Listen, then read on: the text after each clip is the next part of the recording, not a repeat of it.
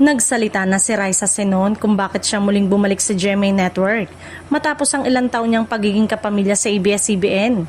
Sa kanyang pagbabalik bilang bahagi ng inaabangang seryeng Hari ng Tondo, ibinahagi ng aktres na wala siyang naging pag-aalinlangan nang ialok sa kanyang proyekto ng dati niyang tahanan.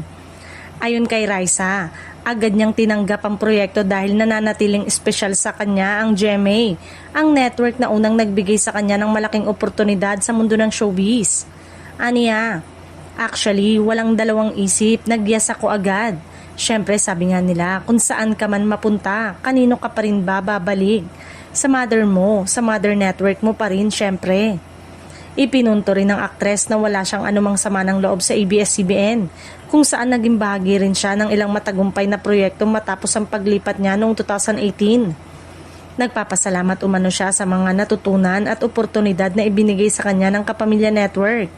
Ngunit aminado siyang may kakaibang pakiramdam ang muling makabalik sa lugar na nagsilbing pundasyon ng kanyang karera. Para kay Raisa, ang kanyang pagbabalik sa GMA ay hindi nangangahulugang pagtalikod sa kanyang naging karanasan sa ABS-CBN, kundi isang pagbabalik loob sa pinanggalingan.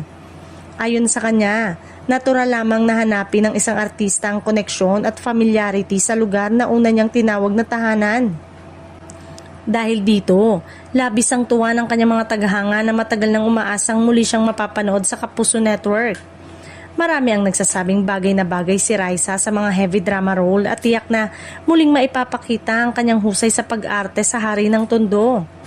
Ang pagbabalik ni Raisa Senon sa GMA ay isa umanong patunay na may mga ugnayang hindi basta napuputol sa industriya. Sa kabila ng paglipas ng panahon at pagbabago ng landas, nananatili ang espesyal na lugar ng GMA sa kanyang puso, isang tunay na full circle moment para sa mahusay na aktres.